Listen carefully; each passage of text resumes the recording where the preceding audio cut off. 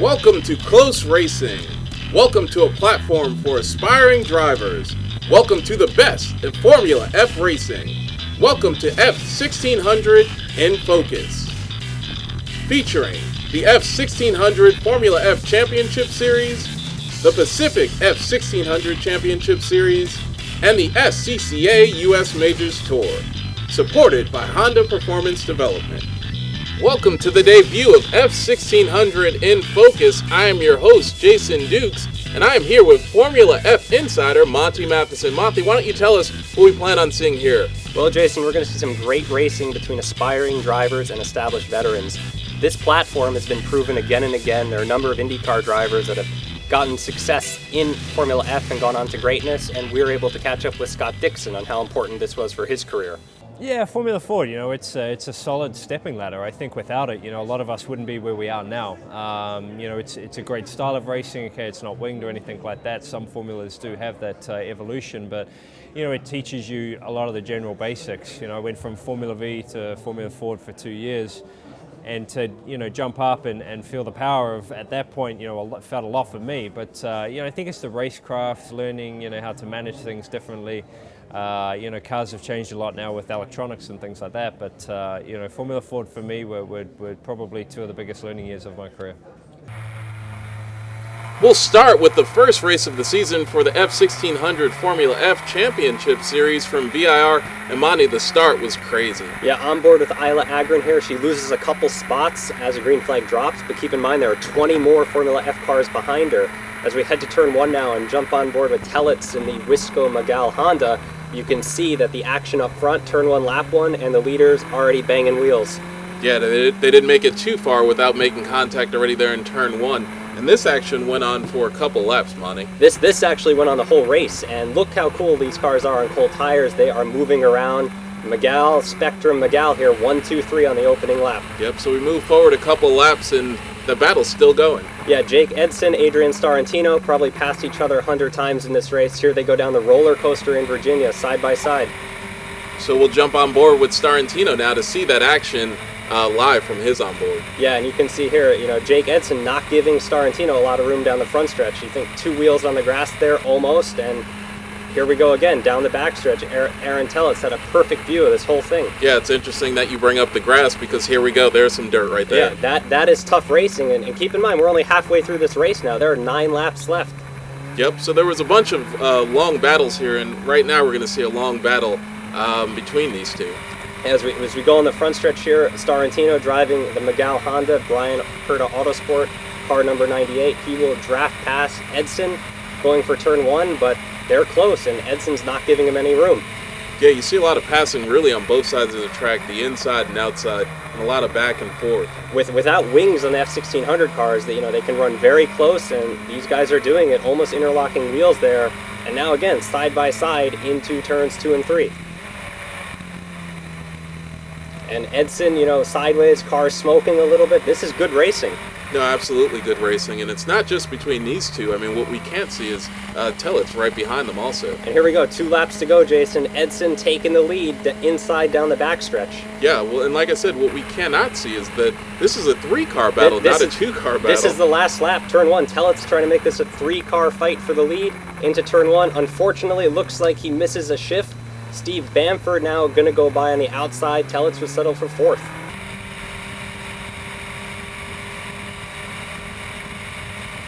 And that was followed by the winning moment of the race when Starantino made an outside pass down the backstretch to go on to take the victory.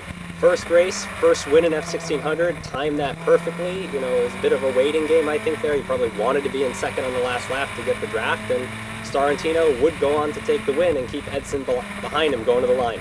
He definitely wanted to make the first episode of F1600 in Focus exciting. And looking at the results here, Bamford rounds out the podium, but more surprisingly, down in 12th, Tim Kautz, the reigning national champion, battled to some issues at VIR. Starantino not only took the win starting from pole, but bagged some more points for fast lap, giving him the sweep of the day. Each F1600 series event is a doubleheader. We ride with Race 2 pole sitter Isla Agron, the first female pole sitter in series history. This is our first year with Brian Herta Autosport, and we had a chance to catch up with her. It looks like a really, really good coming from Europe, I need a lot of track time here in the U.S. It's my second season in open wheel cars, so more track time and seat time, the better it is. Just, take one race at a time, try to make the most of it, push myself, and that just have a good feeling. That's where it is right now. And we're back on board with Isla as she's behind the Honda CRZ pace car. Yeah, a safety car / race car built from our friends at Honda Performance Development as a race car for the famed 25 Hours of Thunderhill, driven by some big names, Simon Pagenaud, IndyCar driver, one of them. Very, very cool car, some trick parts on it, and leading the field to the green flag at VIR.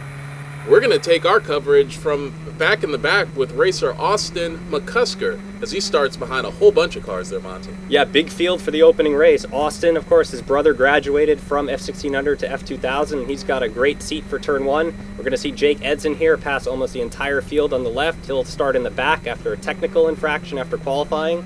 And of course, Jeremy Grenier up and over in the Citation chassis. He'd be okay, car not so much. Let's take another look at that, this time from Lou Cooper. And Lou going off track there, going in really down the front stretch, and probably thought that was the end of his excitement, but no, then he touches wheels, and then when he gets further down into turn one, he's going to see some more stuff. Yeah, he got a little opportunistic there on the lead. Unfortunately, Agron would lose it to Starantino, and Cooper has a first-hand view of the big crash in turn one. And now taking another look, what caused that flip? We're going to jump on board with Aaron Tellitz in the Wisco car. You'll see him on the outside into turn one. Sam Chastain's going to give him a little nudge. They'll get together, causes a ripple effect through the field, and up and over for Grenier and the Citation. But both cars were able to go on, as we actually will be riding here with Chastain. And in a couple seconds here, he will tell us kind of the difference between driving in go-karts and F1600. It was a little difficult transitioning from karts to cars. Just learning all the aspects, what it takes to really drive a car, the suspension, the speed, shifting, just a bunch of stuff I really wasn't used to, but I'm slowly learning to hopefully get it all together and be faster. Back to racing action, back on board with our pole sitter, Isla Agrin, as she looks forward to Adrian Starantino. And what is that out the corner of your eyes? It's Jake Edson from dead last. Dead last to first in just a matter of a couple laps, making it look easy in the Cape Motorsports Spectrum Honda. Now watch this car control coming up here. You talked about this. Again, cold tires, Edson in the lead now. First lap back to green after the restart. Car moving all over the place. Look at him use a curbing. Totally sideways coming out of the corner. Cool stuff. Very cool stuff. Totally sideways is right. And moving back in the pack now, we're going to go back on board with Aaron Tellitz. Yeah, here it is, and he is passing Isla Agrin for third. Wisco Racing, first year in F1600, graduating from F2000. Now they have programs in both series. Let's hear more about it from Managing Director Daniel Torres. For the team, it was a pretty logical step and sort of necessary in us for really to solidify, our platform as, as a professional race team, giving up-and-comers, a chance to sort of graduate into a category that doesn't necessarily introduce downforce to a car just yet, but, it still has sort of the same dynamics and principles as go-karting. Ideally, the 1600 class is, you see a lot of young guys come from karting, and it's sort of an intermediary step before they go to F2000. Back to racing. Once again, this battle between Starantino and Edson is once again another pass on the outside. This is looking exactly like the first race of the weekend on Saturday, but now the results basically the same. Starantino, Edson separate themselves from the pack this time. Yeah, the camera's not the greatest, but the racing is very good here as they exchange the lead back and forth again and again. This is actually another pass for the lead right now on the final lap, as it looks like Starantino goes around the outside, and man, this is deja vu from yesterday. Sideways through the roller coaster at VIR, kept Edson behind him, would win by maybe a couple inches side by side at the line on the last lap. That's basically as good as it gets. Two different cars, both with the Honda engine, two big teams. And we'll take a look at the results. Agron would round out the podium, first female ever on the F1600 podium. Tellitz, two strong results, 2 days in a row, and as we go through the rest of the results, you'll see fastest lap in this race was set by Jake Edson. Let's hear from the top two finishers. The race was crazy. It was just like yesterday. It was a chess game, and I just kind of played out the same thing I did yesterday on Jake, and I I happened to be in second on the last lap and got him on the straightaway. So, I mean, I really owe it to the guys for how much work they put into the cars, and nothing better than taking 2 wins and sweeping the weekend.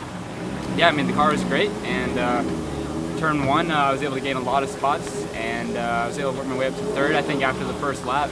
And from there on, it was just a chess game of racing with Adrian and Isla. So that concludes our first event action of the F1600 Formula F Championship Series of the 2013 season. First event was at VIR, then we go to Road Atlanta, Lime Rock, Mid-Ohio for 2 different events, and then Summit Point. A good mix of racetracks, all drivers' tracks, very diverse. Should be a good year. Yeah, great amenities at all these tracks for the people coming. Not bad places to travel, Monty. I would say great places. Can't wait for Mid-Ohio. And now F16 in focus goes to the other coast, the West Coast, for the Pacific F1600 series. This time, race number 1 and 2 at Thunderhill, and we're racing on board with David Chen. David Cheng, yeah, on board with the Magal Honda from PR1 Motorsports, the green flag in the air. You can see Cheng's teammate right in front of him, 13-year-old Colton Herta rather, and this should be as close as anyone got to Herta all day on the West Coast. He would get a great jump on the field and basically disappeared. And you were saying that this is not a Brian Herta Autosport team, this is PR1, which Colton drives on the West Coast. PR1, a major team on the West Coast. Their newest employee has been there 7 years. They also run an ALMS. Yep, so we go back to Andrew Evans, who is battling Cheng for third place. Joey Bickers was up in second in between Herta and Evans. Bickers would get by. Here we go, Cheng in the Magal, Evans in the Spectrum, I believe, and 2 big prep shops, good racing, different chassis. Same engine around the 15-turn, 3-mile Thunderhill track. Yeah, the racing's close on the East Coast and also out on the West Coast. And then we jump up front to Colton Herta, who just was driving away, and you have the margins. Yeah, get this, Jason. Herta, 14 laps, 12-second margin of victory. That's just ridiculous. He put a whooping on the field, for lack of a better term, in the PR1 Magal, and you see here him navigating the Thunderhill track, and he'd go on to win. First start, first win for Herta. He's got to be pretty happy about that. We're going to take a look at the results here in 10 seconds, apparently. Yeah, we have some time before the results there, but talking about strategy with these doubleheader weekends, you go out and you run so hard. What about those tires? Well, you got to save them for the second race. The Hoosiers are very good, but you can't run them off the car. You have to save your tires on a doubleheader weekend. Colton Herta, of course, fastest lap 2 on his way to first step on the podium. Yep, that certainly is no surprise. For the second race, we go back to Joey Bickers, and up front you can see David Chen, who is really going to end up storming to the lead. And the question is, well, where's Colton Herta? Well, the question goes back to those tires. Yeah, we don't know, and you can see here Bickers putting up a fight in the Piper Honda for Cameron Racing, right on the gearbox of one of his teammates in the Lynx car. You see Herta there on the inside in the black car, slot into second on the opening lap. Yeah, he's going to spend a lot of time there in second, trying to catch up to Cheng, but not able to do it, as now we're riding along with Herta. This would be as close as you got to Cheng most of the race. You can see the red Magal just sort of slowly stretching the lead here on Thunderhill. Yeah, but I'll tell you what, there were some battles, and we'll get to one of those in a couple seconds here, but as you could just see, Cheng just being able to drive away from Herta. Yeah, Cheng's got that Magal on rails from PR1 crew. I don't know if it's tires or maybe he picked up some stuff, but Cheng lists his occupation as international racing driver. He's got a lot of experience. He knows what he's doing. Well, and here's one of those battles that we were talking about. We have Joey Bickers and Alex Keys, and that was the battle for fourth, and that was a great battle. Bickers, of course, 20 years old in the Piper Honda. Keys, lots of karting experience, maybe his first season in cars in the Lynx Racing Spectrum Honda, only 15 years old, originally from Pittsburgh, but now living in California. And this battle went on most of the races. You can see we're taking it from different laps, and they're glued to each other, Monty. Yeah, what a battle. And Keys would win that, eventually finishing third in the 14-lap contest over Bickers. Herta would settle for second. Cheng would obviously go on for the win. Yep, so we'll actually move back up to Cheng up front, and here he is just riding away from the competition. Looks like a nice afternoon drive on the West Coast. I love the red on the Magal, as David Cheng would officially mark a Thunderhill win. He also has won in the F2000 series on the West Coast. He's got class wins at ALMS PC. He's got Lamborghini experience. This kid's driven everything. As we look at the results, Cheng, Herta, Keys, Vickers, Evans, good second race on the West Coast. Fastest lap this time, Joey Vickers, 151.1. Pretty quick around Thunderhill. Yep, now that was their first event. After this, they go to Buttonwillow, go out to Fontana at the Auto Club Speedway, and then back to Buttonwillow for 2 events, and then Las Vegas Motor Speedway. And some of these events are triple headers. And now F1600 in focus goes to the Circuit of Americas in Austin, Texas for the SCCA US Majors Tour. Green flag for race 1, Jason. We're on board with Tim Couts, the 2012 reigning SCCA national champion in his Piper DF3D Honda. And there goes Steve Bamford for the race lead in a Magal Honda. Bamford, of course, drives in the Pro Series for both F2000 and F1600. A lot of experience between these two, and this is how the race would unfold. They would essentially separate themselves from the pack as we jump a few laps ahead. Couts now taking the lead back from Bamford. Yeah, this is a giant circuit. They separated themselves from the pack, but they end up coming up on a lot of traffic, not from their class, but this is multi-class racing. This is SCCA, so there are some other cars on the track. It's part of the strategy. You see Bamford there run a little wide, but takes the lead back from Couts. Long front straight here at the Circuit of the Americas as they make the climb for turn 1. Yeah, and then you have that uphill going into turn 1, which really allows for some kamikaze passes, and then you add traffic involved and you get action like this. This is like one of those sports car races with multi-class racing. Now Couts back in the lead. Multi-class racing with open wheels, though, that's nuts, and that's in focus. Yeah, Couts now holding the lead. They're going to go under the bridge here. A lot of excited spectators up there watching the Formula F race. And oh, there's Bamford. Very aggressive move. Formula V in front. He's got the lead back. Yeah, that was a very aggressive move. You almost, wouldn't want to even take the apex on something like that, as they're just going past now traffic. They're splitting cars. This is nuts. And Couts there, I think, missed a shift. Would catch Bamford later in the race here. As things unfolded, they again checked out from the pack. Couts, stalking Bamford. Couts, a lot of experience, sort of a savvy racecraft. Protected the lead at the runoffs last year at Road America on the last lap. He knows what to do. Yeah, he definitely knows what to do, and I love watching this type of racing on this track right here. I mean, especially with these long straights and then that uphill, and then you add other classes, just makes it amazing. It would be even better if one of the Pro Series went here. I think that event would be very well subscribed. Couts would eventually go on to win this race and the second race at the Circuit of the Americas. That one we're not going to show you. It's a bit of a yellow fest as, again, 3 wide here. Is that an F500 car on the inside? Bamford, again, takes the lead back. Couts would find a way around. This is the pass for the win at COTA. Wow, and that's the pass for the win, and I can definitely tell you that I definitely understand why this made it onto our highlight show. Yeah, good race. Again, Piper versus Magal, both Hondas. Pretty good show at the Circuit of the Americas. Cool to be on the F1 track in these cars. Let's take a look at the results. Couts, Bamford, Luke Cooper, Jason Generati, David Livingstone. These are the top 10 from COTA SCCA Majors. And that wraps up our action from the Circuit of Americas. Well, what great action we've had today in F1600 in focus. We've had great action from F1600 Formula F Championship Series, the Pacific F1600 Championship Series, and the SCCA US Majors Tours. Well, this has been episode number 1 of F1600 in focus, and we'd love to have you back.